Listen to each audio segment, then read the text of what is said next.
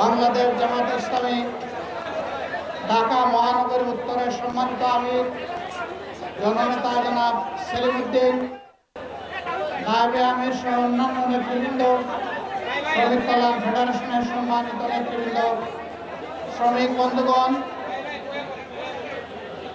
সাংবাদিক ভাইয়েরা, আল্লাহ তাবারক ওয়া তাআলার শুকরিয়া আদায় করছি যে আল্লাহ তাআলা একটি বর্ষণমুখর পরিবেশেও আজকে আমাদেরকে এখানে দুটি কথা বলার জন্য দাঁড়াবার তৌফিক দান করেছেন। আলহামদুলিল্লাহ। আপনারা সবাই কেমন আছেন? মেঘে ভিজেও ভালো আছেন? চেয়ার মাথায় নিয়েও ভালো আছেন? আল্লাহু আকবার। আমরা সবাই জানি বিগত জুলাই বিপ্লবের আগে বাংলাদেশ ফ্যাসিবাদের কবলে ছিল। তাদের হাতে কেউ নিরাপদ ছিল না।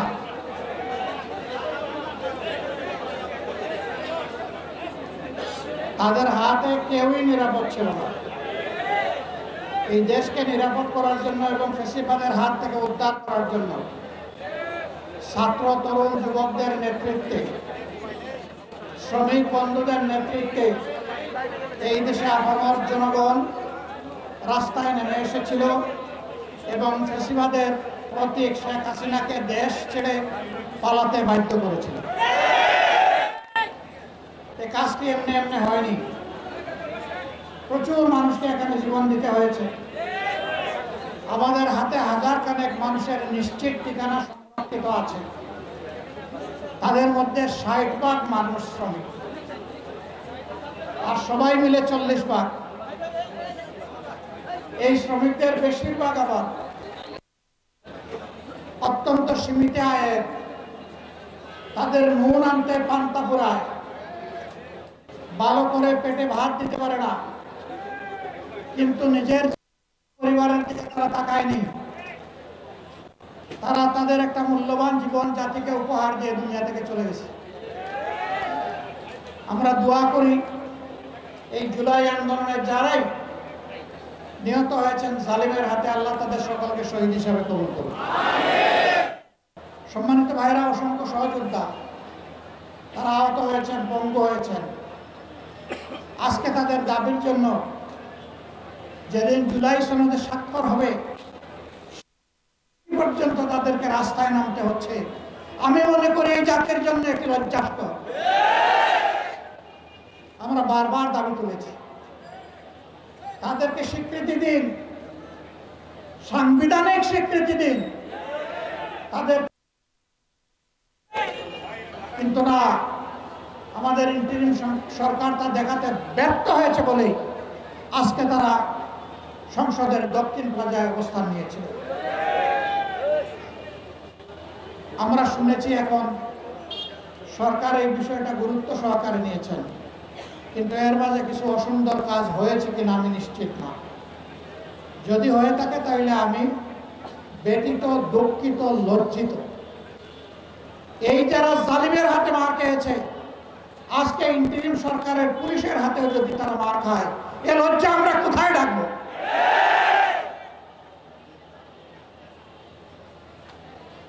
আমরা সরকারকে বলবো, দয়া করে নিজেদের দায়িত্বের প্রতি আপনারা সুবিচার করুন। আমরা আর তাদেরকে রাস্তায় দেখতে চাই না। আরো অনেকে দাবি দেওয়া নিয়ে নেমেছেন। অনেকের দাবি দেওয়ার জুলাই যোদ্ধাদের দাবি দেওয়া এক না।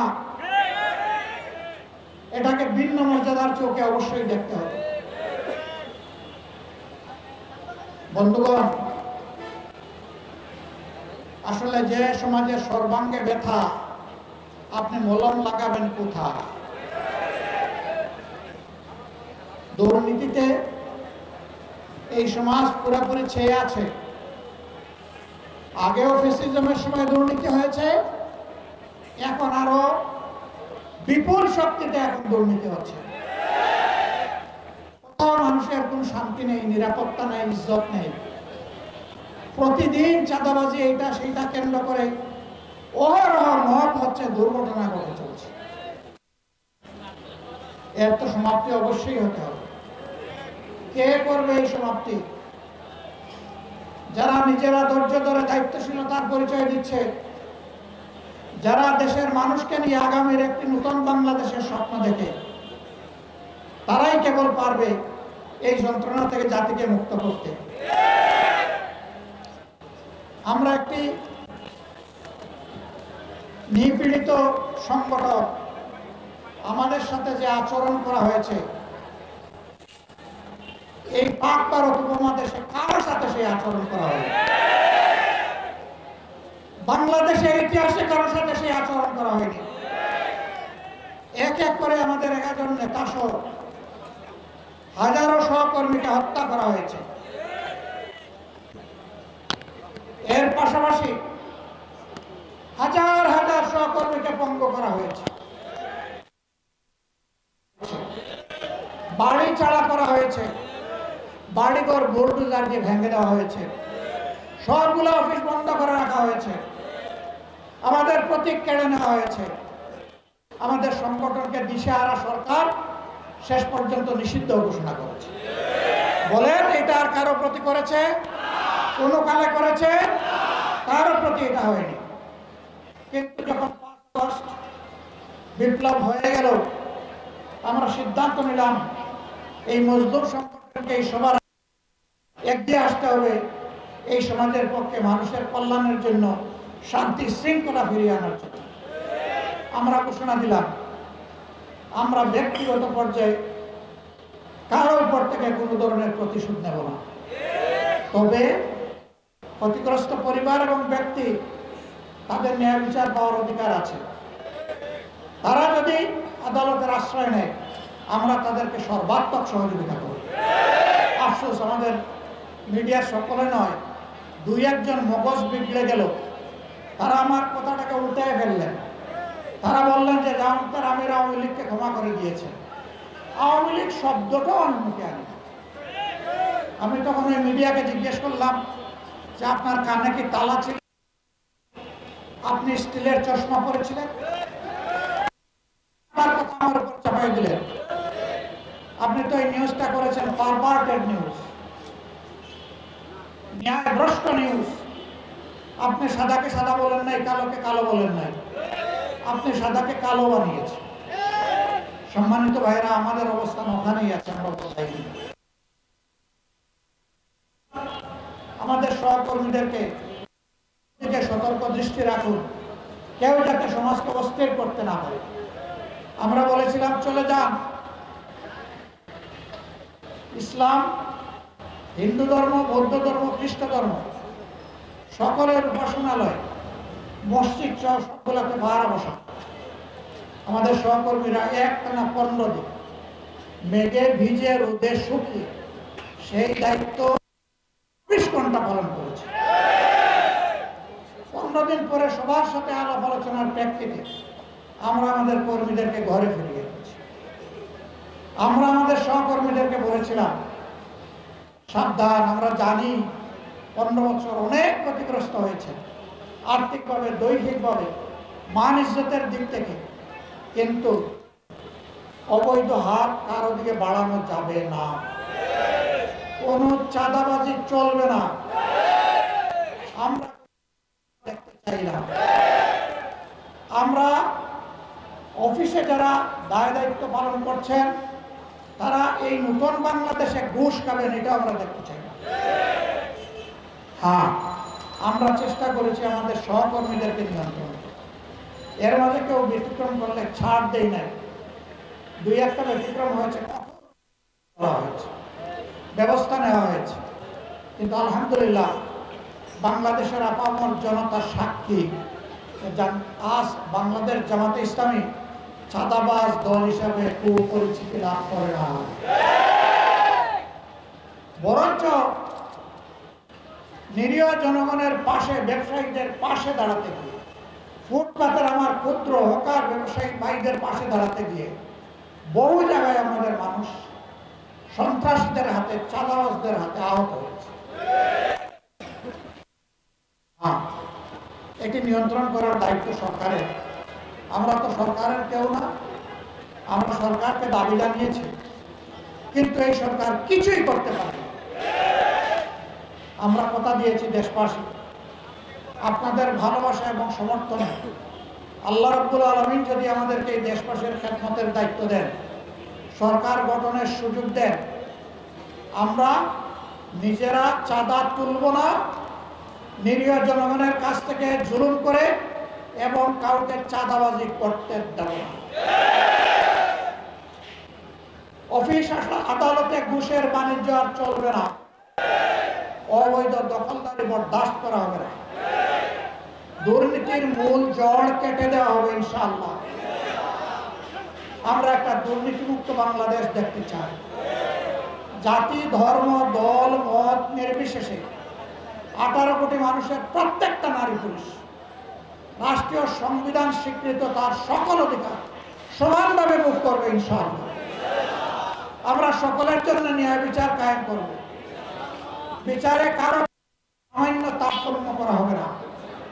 আমাদের শ্রমিক ভাই বোনদেরকে নিজেদের ন্যায্য দাবি আদায়ে রাস্তায় নেমে আর জীবন তারা ঘরে বসে তাদের অধিকার পাবেন।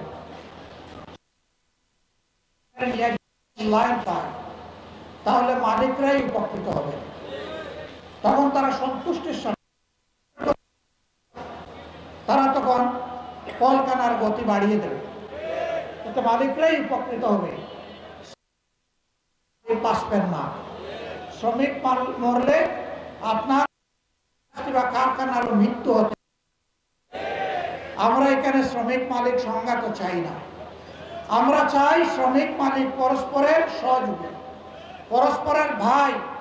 আমরা এই সহমর্মিতা সহযোগিতার ভাবটাই আমরা এখানে স্থির করতে চাই।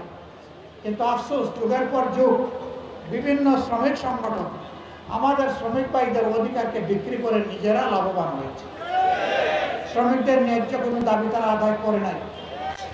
শ্রমিকরা পথে পথে কষ্ট করেছে, জীবন দিয়েছে, পঙ্গু হয়েছে, চাকরি হারা হয়েছে, লাভবান হয়েছেন নেতারা। বাংলাদেশ জামাত ইসলামী এই বৈষম্যের বিরুদ্ধে। সম্মানিত ভাইরা, এই কাফরুল মিরপুরে একসময় কিসের রাজত্ব ছিল তার সাক্ষী আপনারা। আল্লাহ তাআলার কাছে সাহায্য চাই, আবার যেন সেই দুঃশাসন এখানে ফিরে না আসে, কারো হাত ধরেই যেন এখানে ফিরে না আসে। এই এলাকার মানুষ শান্তি এবং সম্মানের সাথে যেন বসবাস করতে হবে।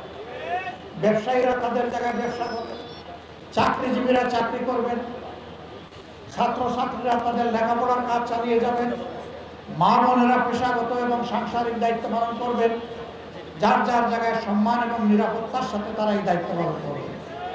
আমরা সেই রকমই একটা কাফরুল এবং সেই রকম একটা মিরপুর গড়ে তুলতে চাই প্রাথমিকভাবে। এবং আমরা সারা বাংলাদেশের চিত্রই একাকার চাই, একই ধরনের চাই। আমরা কোথাও উন্নয়নের ক্ষেত্রে কোনো বৈষম্য চাই। এই কাফরুল এবং মিরপুরে কোনো খেলার মাঠ নাই, পার্ক নাই, সাঁতার শেখার জন্য সুইমিং পুল নাই, রাস্তাঘাটগুলো পর্যাপ্ত নয়, অপর্যাপ্ত। যা আছে কিছু কিছু জায়গায়, বেশ কিছু জায়গায় ভাঙ্গা ছোড়া, ড্রেনগুলা খোলা, ময়লা, দুর্গন্ধযুক্ত। এটা শুধু মিরপুরের কাফরুলের দৃশ্য না, এটা আমাদের আধুনিক তিলোত্তমা ঢাকার দৃশ্য। আপনি ঘর থেকে বের হয়েছেন, হয় আপনার নাক দুর্গন্ধ প্রুফ হয়ে গেছে, অথবা নাক চেপে আপনাকে রাস্তা অতিক্রম করতে হবে। এর পাশাপাশি ছিনতাইকারী, চোর, ডাকাতদের, বাটপারদের হাতে আপনাকে পড়তে হবে। আমরা এই সকল যন্ত্রণা থেকে সমাজকে মুক্তির জন্য লড়াই করতে চাই ইনশাআল্লাহ। আমরা সমাজের অপকর্মে লিপ্ত, দুর্নীতিতে লিপ্ত, চাঁদাবাজিতে লিপ্ত তাদেরকে একটা সিম্পল মেসেজ দিতে চাই। এই সব অপকর্মের বিরুদ্ধে লড়াই আমরা শুরু করেছি, এগুলা খতম না করে আমরা বিশ্রাম নেব না। আমরা থামবো না ইনশাআল্লাহ। মাঝপথে থামার কোনো প্রশ্নই আসে না। সব কিছুকে গ্রাউন্ড লেভেলে নামিয়ে না আনা পর্যন্ত আমাদের লড়াই অব্যাহত থাকবে। সেই লড়াইয়ের কি গর্বিত অংশীদার আপনারা হবেন? রাজি আছেন? বলবেন যে আমাদেরকে দিয়ে আবার ঘরে বসে থাকবেন কিনা? না না, আপনাদের সাথে পিছনে নয় সামনে থাকবো। আমরা জিতবো না হারবো এটা আল্লাহ তাআলার ফয়সালা, কিন্তু মানুষের জন্য, মানুষের মুক্তির জন্য আমাদের লড়াই আল্লাহর উপর ভরসা করে আমরা চালিয়ে দেবো। আসুন একটা নিষ্কলুষ শান্তি সৌম্যের মিরপুর কাপুর অহিংস একটা কাজ এবং মিরপুর গড়ার জন্য নতুন করে আবার আমরা শপথ নিই। দাড়িপাল্লা ইনসাফের প্রতি মহান আল্লাহর কাছে তৌফিক চাই। আল্লাহ তাআলার দেওয়া এই ন্যায়নিষ্ঠ প্রতীকের সাথে আমরা যেন কোনো ধরনের বিশ্বাসঘাতকতা না, আমরা যেন আল্লাহর দেওয়া এই প্রতীকের মর্যাদা রক্ষা করতে পারি। এই প্রতীকের কথা কালামে হাকিমে উল্লেখ করা হয়েছে, ইন্নাল্লাহা ইয়া'মুরুকুম বিল আদলি ওয়াল ইহসান। আল্লাহ তাআলা তোমাদেরকে নিশ্চিতভাবে নির্দেশ দিচ্ছেন তোমরা সমাজে ন্যায় বিচার সুবিচার কায়েম করো। এই মিজান, এই পাল্লার মাধ্যমে টেস্ট, তোমরা পাল্লায় সঠিক ওজন করো। এই ওজনের মানে শুধু মাল ওজন করো, মালের ওজন এবং মানুষের অধিকারের ওজন, সব কিছু এই পাল্লায় হবে ইনশাআল্লাহ। আপনারা দোয়া করবেন। কষ্ট করে এসেছেন, বৃষ্টির মধ্যে এসে দেখি এখানে বলা হচ্ছে দাড়িপাল্লার প্রতীকের স্লোগান, কিন্তু সবার মাথায় দেখি একটা করে চেয়ার, কারণ উপর থেকে বৃষ্টি পড়ছে। এখন আল্লাহ তাআলা রহম করেছেন, চেয়ার এখন আমাদের কোমরের নিচে চলে গেছে, এখন আর মাথার উপরে নেই। আল্লাহ রাব্বুল আলামিন আমাদের সবাইকে দেশের জন্য, মানুষের জন্য, আল্লাহর জন্য, আল্লাহর দ্বীনের জন্য, মানবতার জন্য, দেশের জন্য, বিদেশের জন্য, মানবতার যেখানে দুঃখে দুঃখে মরছে সবার জন্য আমরা কাজ করতে পারি। সোনার বাংলাদেশ, নতুন বাংলাদেশ, স্বপ্নের শহীদদের বাংলাদেশ, জুলাই যোদ্ধাদের বাংলাদেশ, 18 কোটি মানুষের প্রাণের বাংলাদেশ গড়ার জন্য আল্লাহ তাআলা বাংলাদেশ জামাত ইসলামকে কবুল করুন। আমরা একা ক্ষমতার সাহায্য নিতে চাচ্ছি না, ক্ষমতার কোনো সাহায্য নিতে চাচ্ছি না। আল্লাহ যদি সরকার গঠনের সুযোগ দেন, আমরা ইনশাআল্লাহ সবাইকে নিয়েই করব। এমনকি নির্বাচনে যারা আমাদের বিরোধিতা করবে তাদেরকে বলবো, আসে এই মূলনীতির ভিত্তিতে আমরা দেশটাকে দুর্নীতি নির্মূল করে একটা সুন্দর বাংলাদেশ, দুর্নীতিমুক্ত বাংলাদেশ গড়তে চাই। আপনারাও আসুন যদি এই নীতির সাথে আপনারা একমত হন। যারাই একমত হবেন তাদের ধর্ম কি, দল কি আমরা দেখব না, তাদেরকে সম্মানের সাথে বুকে ধারণ করে একসাথে সরকার গঠন করা হবে এবং সম্মিলিত সরকার পরিচালনা করা হবে ইনশাআল্লাহ। সেই দিনটির জন্য আল্লাহর দরবারে কামনা করে আপনাদের সবার প্রতি গভীর কৃতজ্ঞতা এবং ধন্যবাদ জানিয়ে বিদায় নেওয়ার আগে দোয়া করি আল্লাহ তাআলা আপনাদের হায়াতে, সিহাতে, আপনাদের ইলমে, আমলে, ইজ্জত এবং রিজকে বারাকা দান করুন। আল্লাহ রাব্বুল আলামিন গর্বের বাংলাদেশ